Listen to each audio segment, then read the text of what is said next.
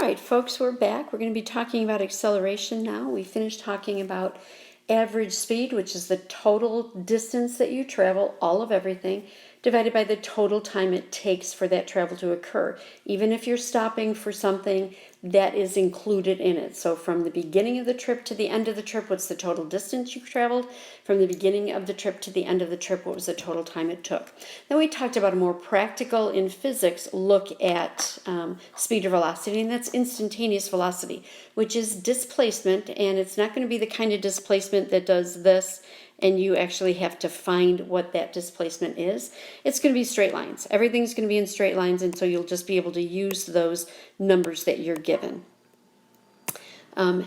And that's going to be the displacement over a very short period of time, which is a matter of seconds, even fractions of a second. All right, now we're moving on to acceleration. We're adding another layer to our conversation about kinematics, and we're talking about changing the speed that we have or changing the velocity that we have. And again, that'll happen over fairly short periods of time.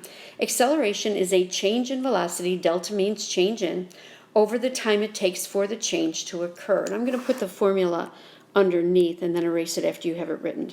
So my acceleration is my change in. Change in is final minus initial. So it's going to be my final velocity minus my initial velocity all over my final time minus my initial time. Some people will actually make it v final minus v initial all over t final minus t initial. I like everything to be as uncluttered as possible so that you don't lose track of what's really happening or numbers don't get lost in the muddle. So I'm going to try to streamline this a little bit, and some physics teachers do this. I'm not the only one that does it, but you'll see all three of these. But the way I do it is v minus v naught. V is going to represent my final velocity. So think of v as v final or v sub 2. It's the same thing.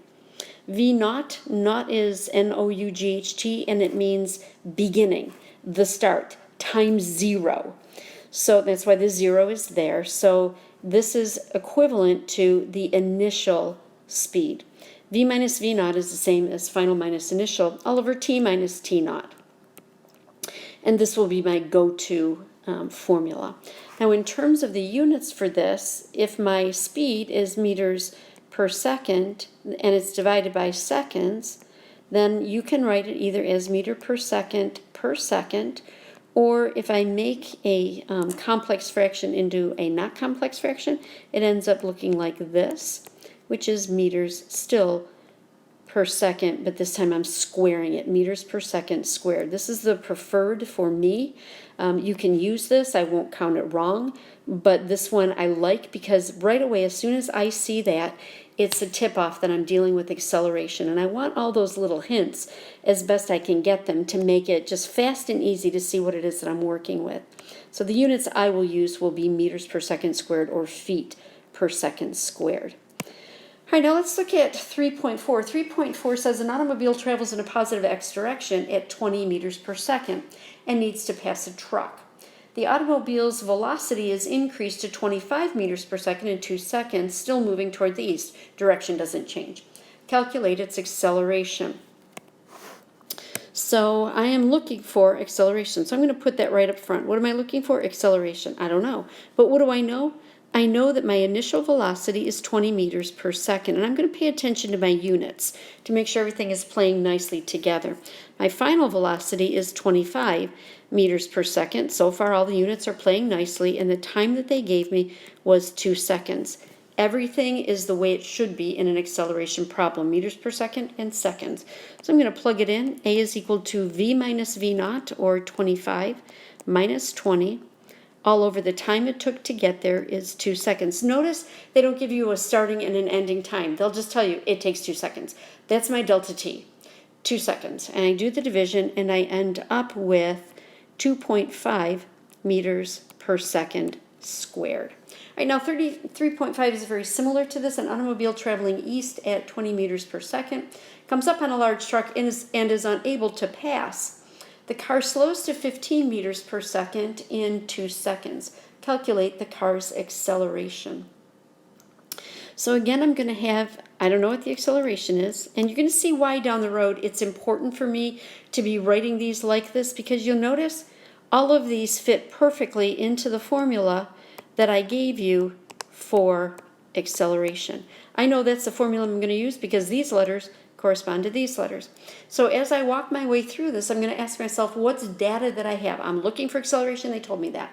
So I walk along and I see, okay, it starts at 20 meters per second. I'm going to label that V naught is equal to 20 meters per second.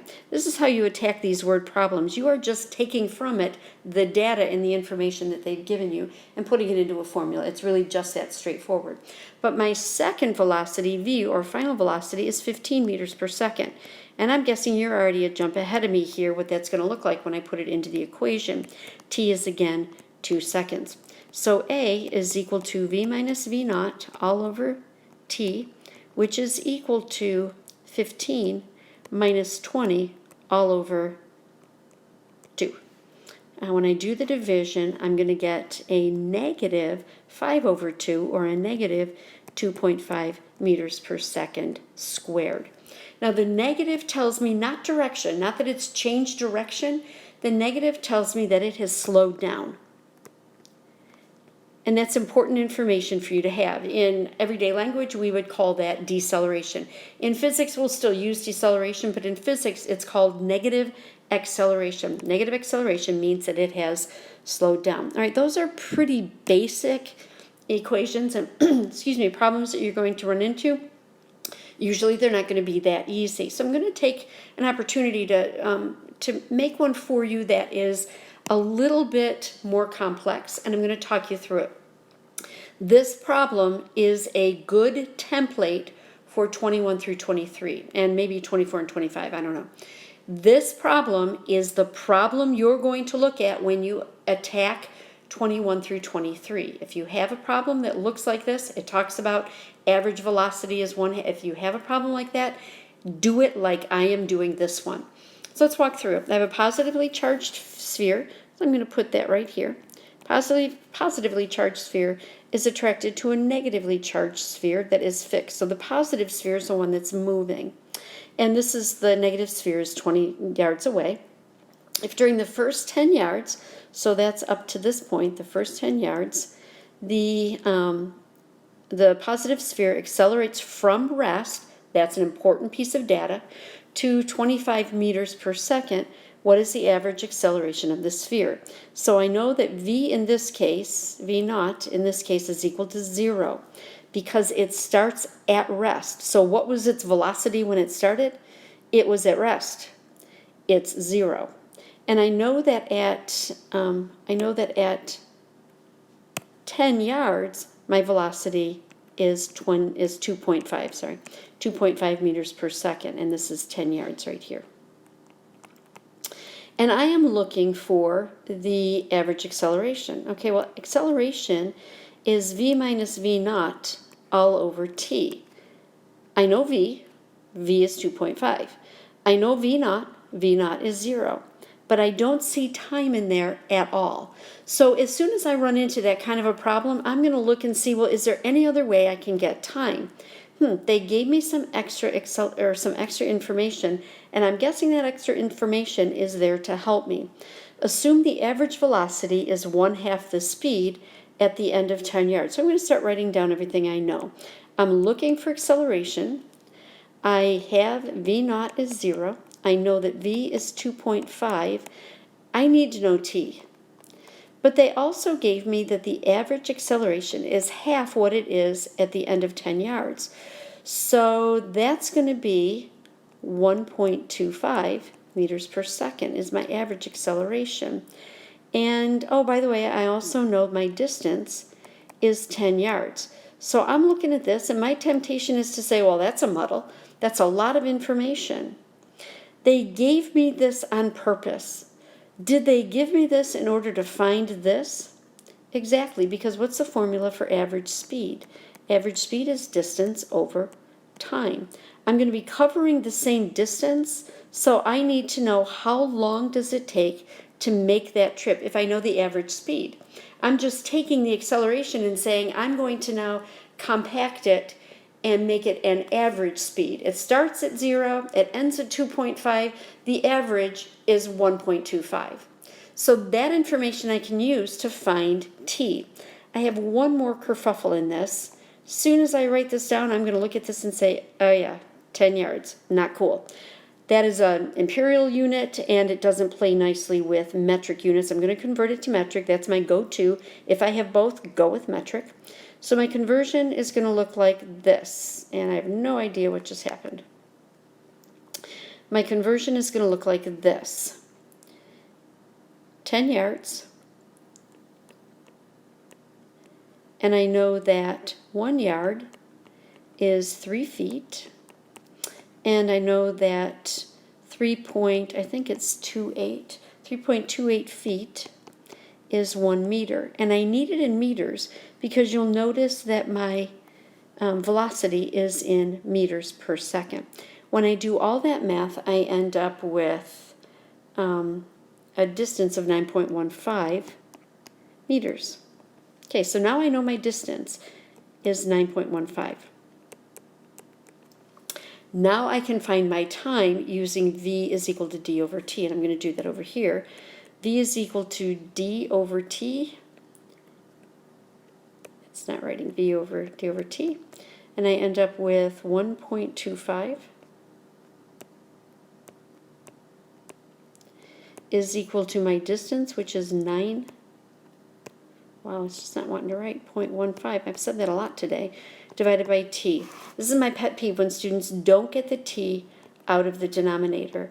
Multiply both sides first by t, and once you've multiplied it by t, then you can go ahead and solve for the variable from there. So what I really have is 1.25t is equal to 9.15. In other words, I'm going to divide both sides by 1.25. And if that's, when I do that, I find that t is equal to 7.32 seconds. So the time it takes for this sphere to move from here to here is 7.232 seconds. I can use my average velocity formula to find the time it takes to do that. So now I know t, I can put that up here, 7.32, and now I can find acceleration. A is equal to v minus v naught all over t, which is equal to 2.5. I'm back to my actual velocity, not my average velocity. That's my final velocity, minus 0 all over 7.32.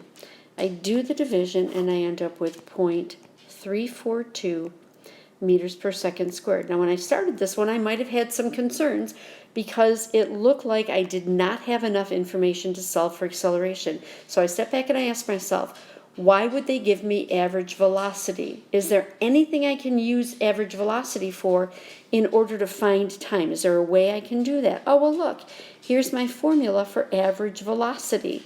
I know that, I know my distance, and I can find time. And that's what you're going to do on some of these homework equations or some homework problems. I also want you to know something else. Did you see the red herring in the problem? Did you see that one piece of information that was completely useless?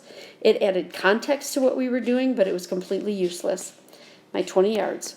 Everything revolved around what happened between 0 yards and 10 yards. This was just in there just to throw you off, I guess. I don't know why they did it, but just make sure that you're attaching your data to the other data that's relevant. So this was all about what was happening between 0 and 10 yards. All right, that's how to do these problems. Again, you're going to set up what you know and you're going to see what you don't know. You're going to look at what else they gave you to see if you have a way of getting to what you don't know, and that's why they gave you the average velocity. From that, I could find my time, and then from that, I could find my acceleration. All right, good luck with these. These are actually pretty straightforward if you find, if you use